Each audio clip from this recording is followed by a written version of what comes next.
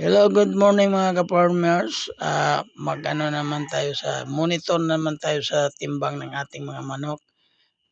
Kunin mo mahal yung yung kiluhan.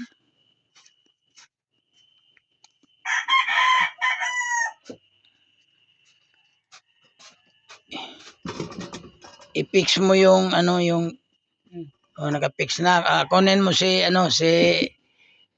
Bugoy. Wag mo munang pailawan kasi yung si Bugoy mga ka-farmers nangwan yan ng anong tawag diyan? Nangangaway. Oo, oo. Inawan niya yung mga kumuha sa kanya.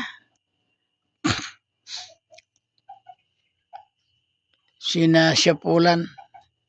I-monitor natin ngayon ang yung timbang niya. Ito na si Bugoy. Lapit mo si Bugoy. Eh,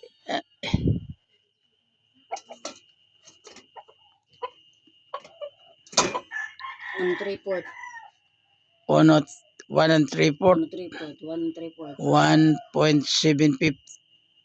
1.750. Lagyan mo ng tali sa may kaliwa.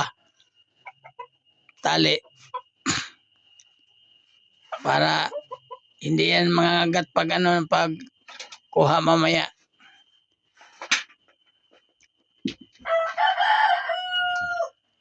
Sa kaliwa.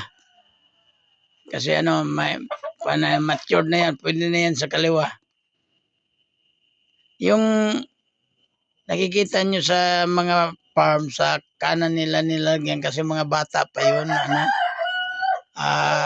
Madaling sira yung paa nila pag pumigla sila. Sige, ilagay mo diyan sa 3x3.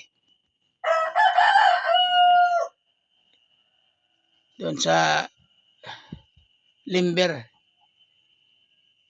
Dito sa may pinto sa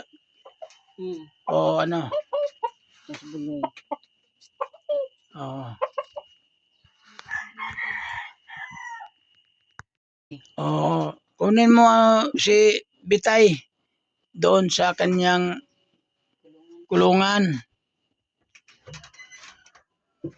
Yung si Bitay, yun ang pinaka paborito niyang manok. Yun ang gagawin naming broodcock. Kasi malapit na yan mag 2 years. Nakapasa na yan sa exam. 2 beses na nakapasa yan sa exam. Kaya gagawin niyang broodcock. Tingnan natin si Bitay. Forma niya.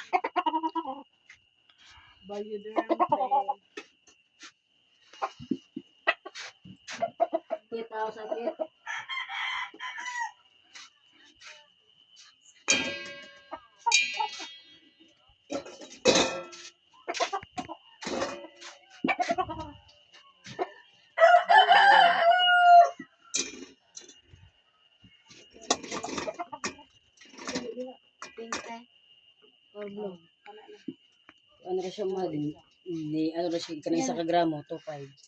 1 gramo ilapas sa 1/3 siya.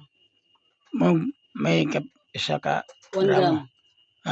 1.850. Ideal yan para sa sa broodcock. 2 times board exam passer na ito. Ilagay mo diyan siya doon sa sa pinaka sa may gate. Doon mo ilagay. Malikot yung paa. Yung paa malikot.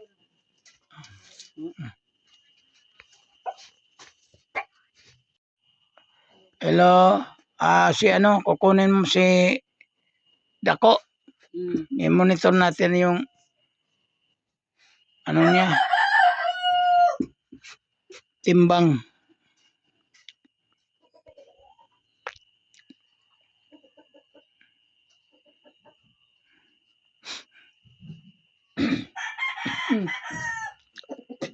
Sige, lapag mo muna dyan. Lapag. Ano na. Palakarin. Oh, sige, kunin mo na. Ito si Dako. Dako ang pangalan niya kasi malaking manok siya. Oh.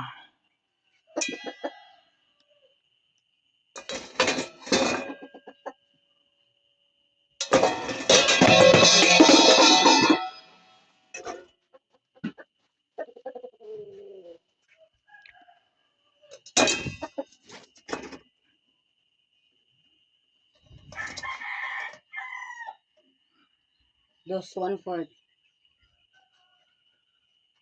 This one. Dos, 1/4.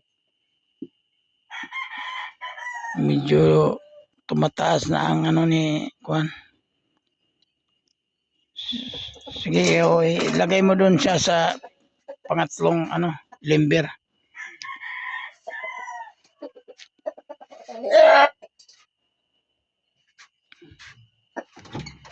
Oh,